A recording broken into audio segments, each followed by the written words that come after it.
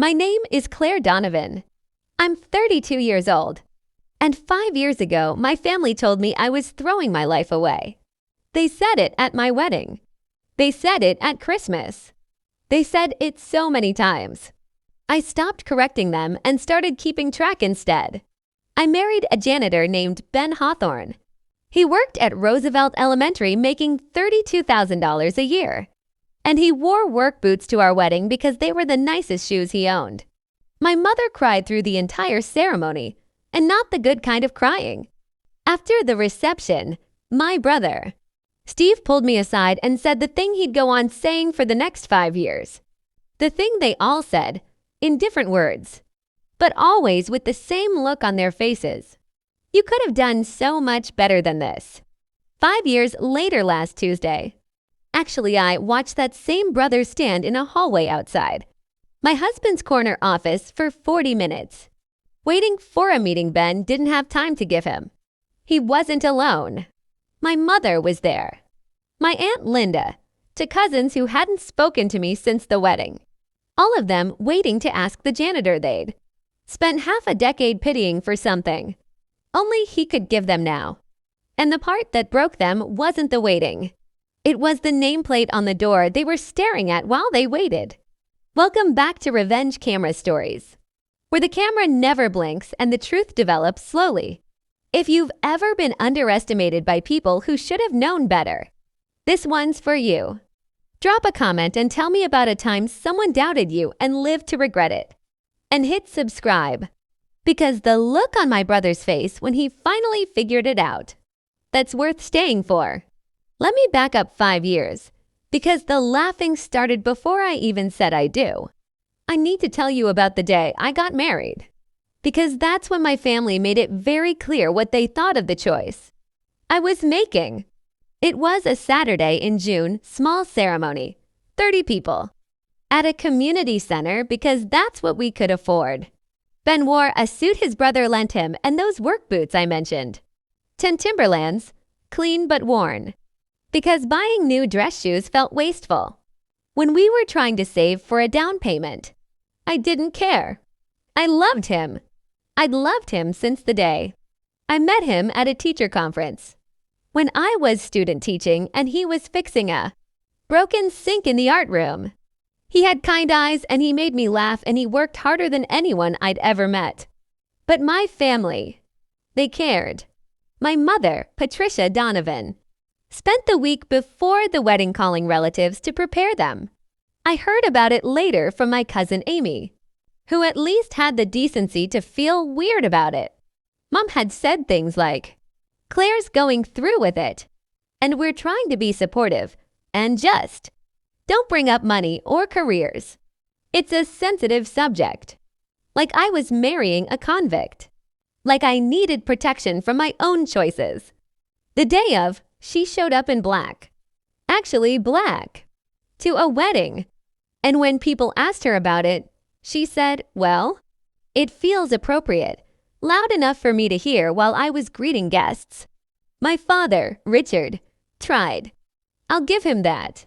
He walked me down the aisle and he shook Ben's hand and he smiled for photos.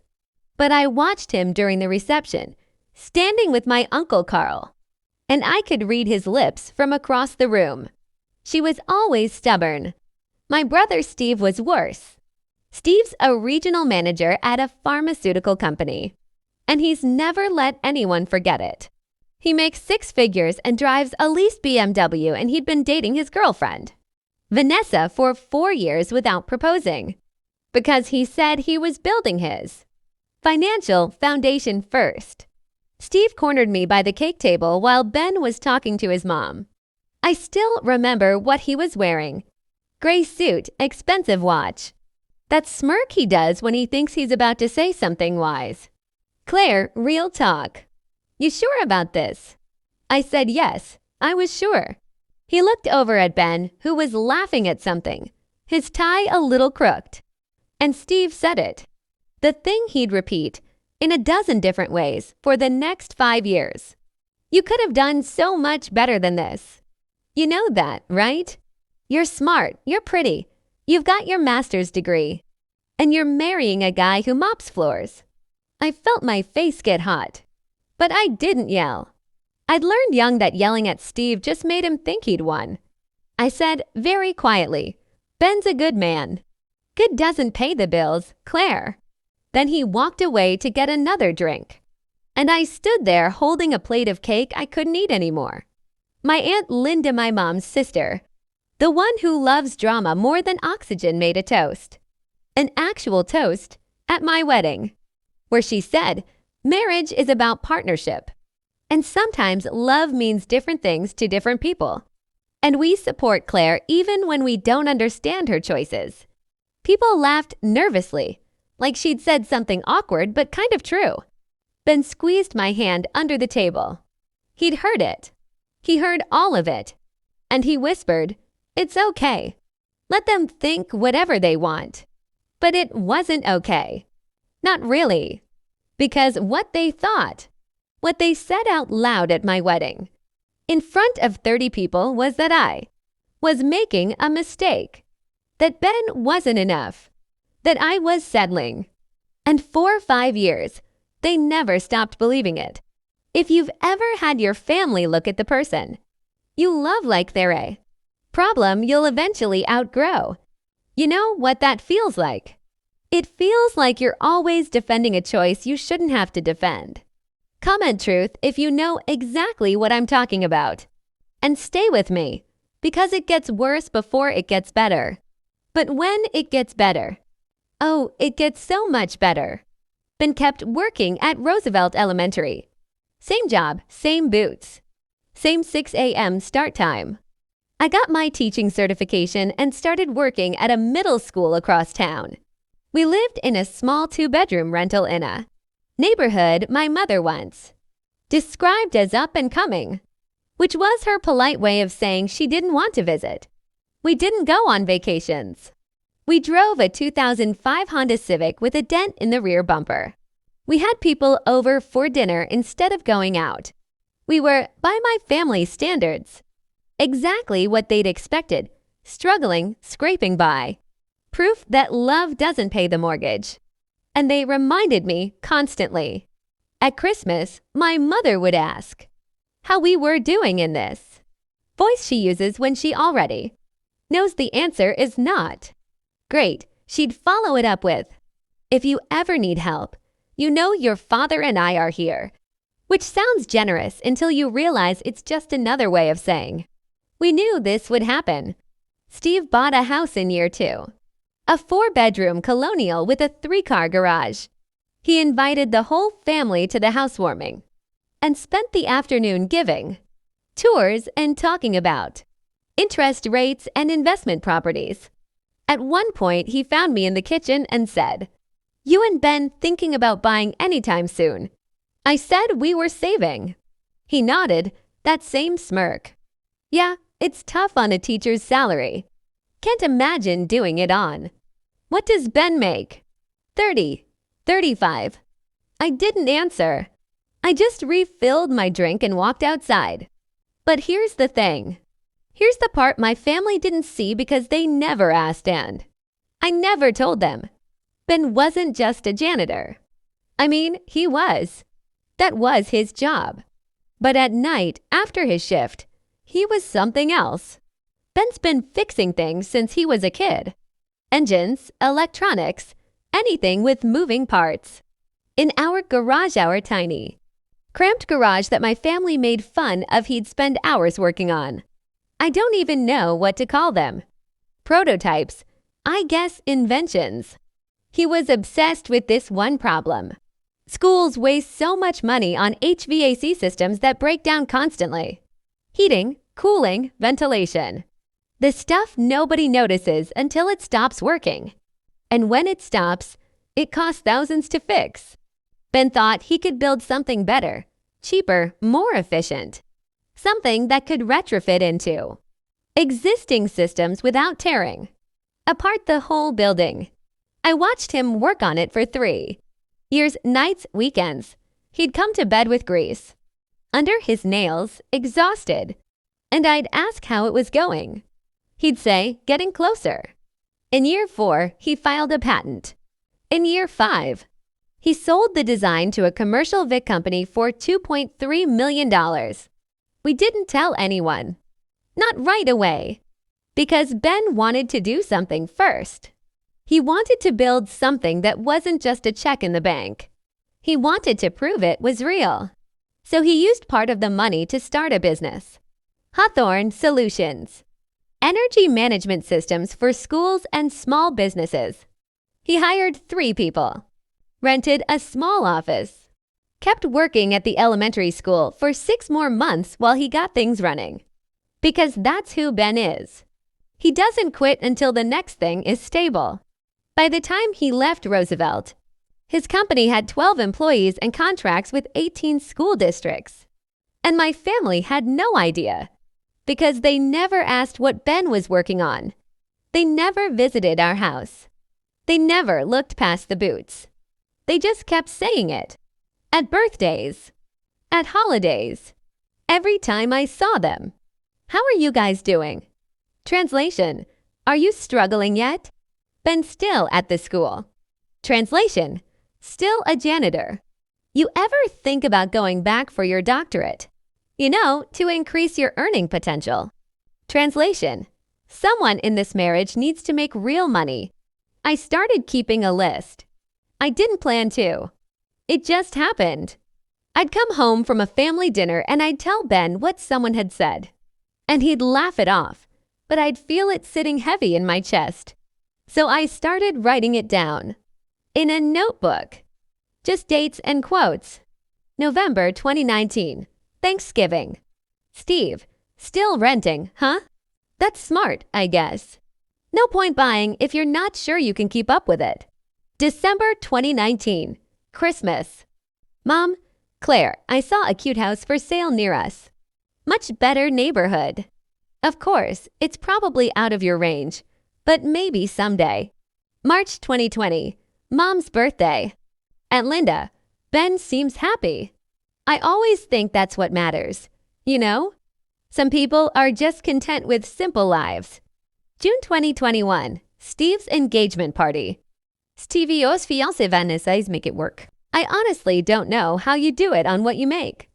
I'd be so stressed. I had 4 years' worth of entries. Dozens of them. Little paper cuts that didn't bleed much individually, but together they left a scar. Ben told me to let it go. He said they didn't matter. And he was right, they didn't. But I couldn't shake the feeling that one day, I wanted them to know. Not to be cruel. Just to be seen. To have them realize they'd spent 5 years making assumptions about a man they never bothered to know. I didn't know when that day would come. I didn't plan it. But last month, my brother handed it to me. Steve called me on a Tuesday, which was weird because Steve never calls me. We text maybe once a month, and it's usually him forwarding something from Mom. Hey, Claire, got a minute? I was grading papers in the living room. Ben was at the office. I said, sure, what's up?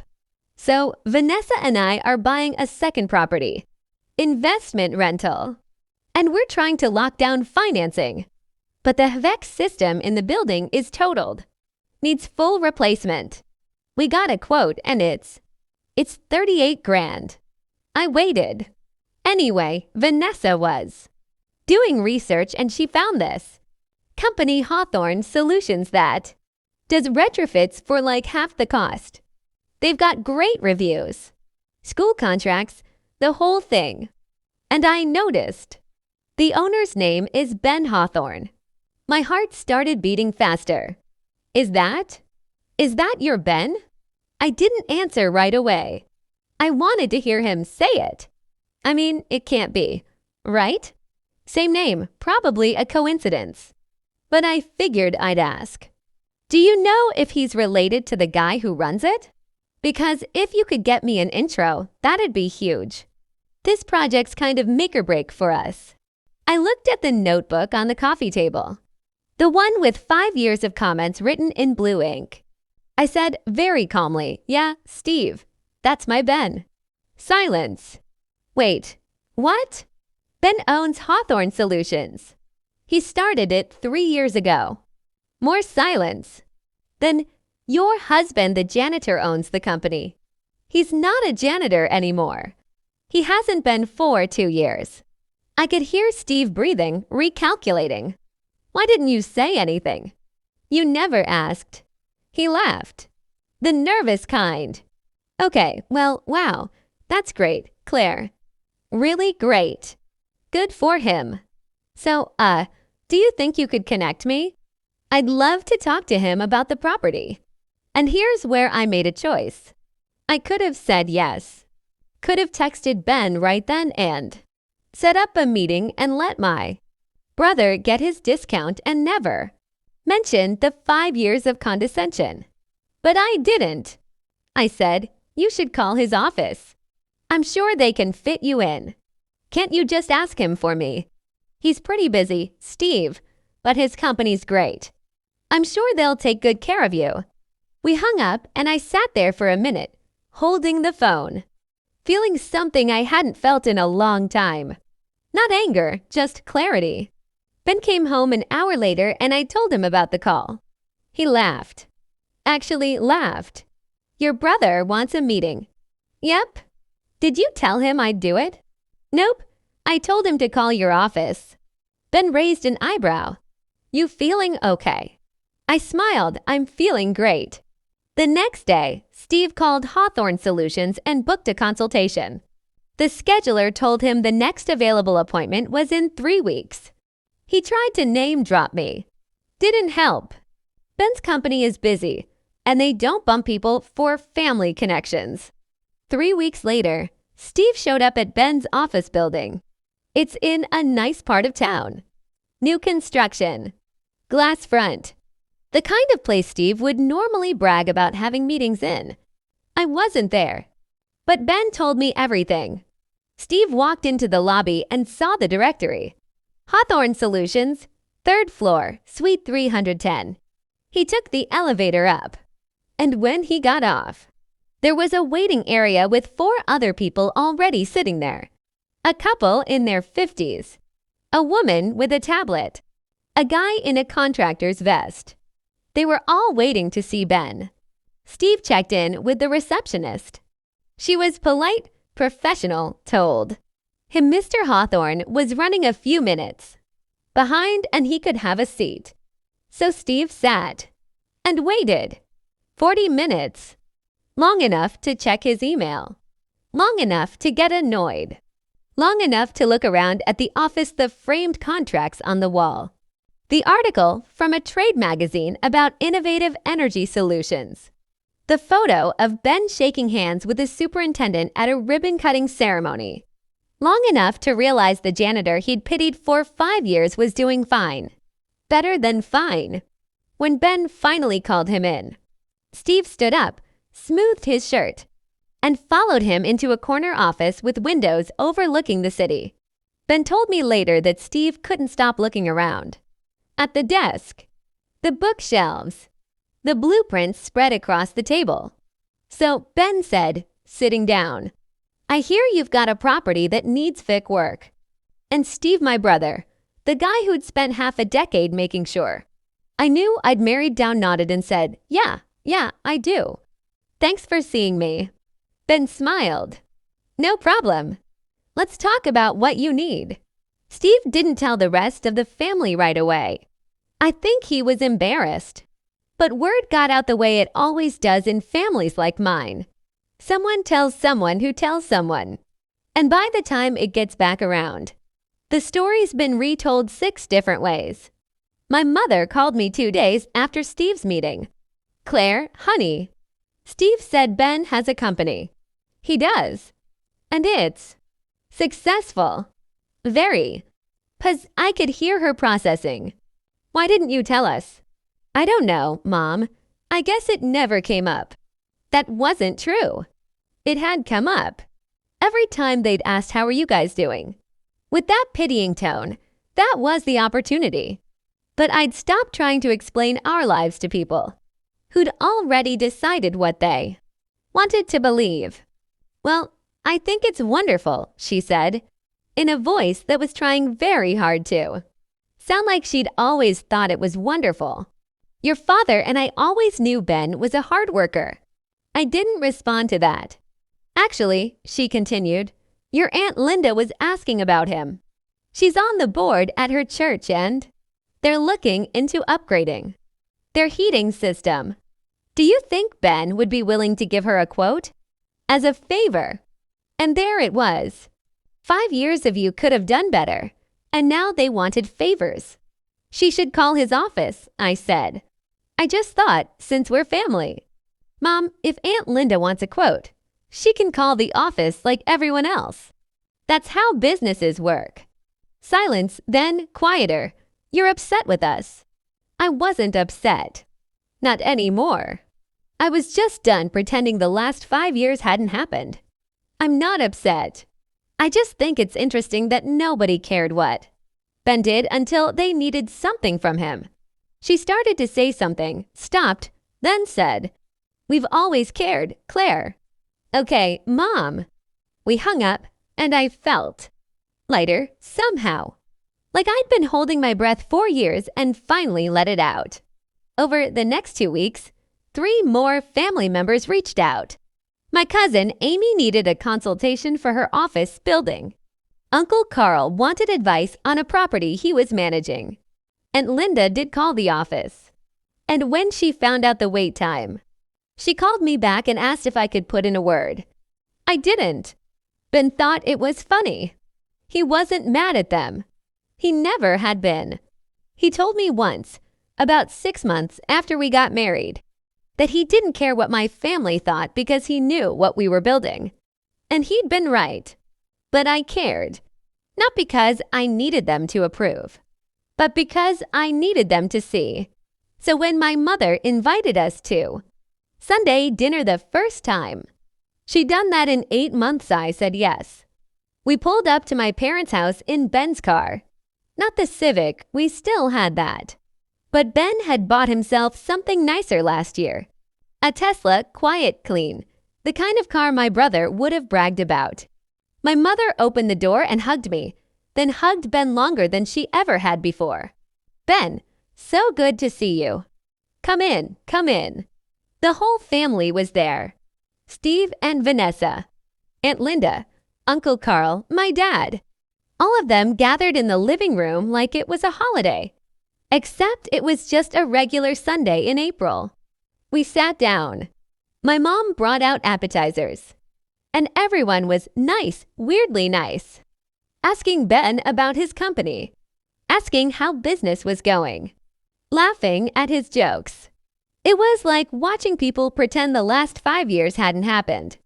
And I couldn't do it. I excused myself to the bathroom. And on my way down the hall, I passed my old bedroom. My parents had turned it into a guest room. But my mom still kept a few of my things in the closet, including the notebook. I'd brought it with me from our house months ago when we were cleaning out boxes. And I'd forgotten I'd left it here. It was on the shelf, tucked between some old photo albums. I pulled it out, flipped through the pages. 5 years of comments written in my handwriting. And I walked back into the living room holding it. Ben saw it first. His eyes asked the question. I gave him a small nod.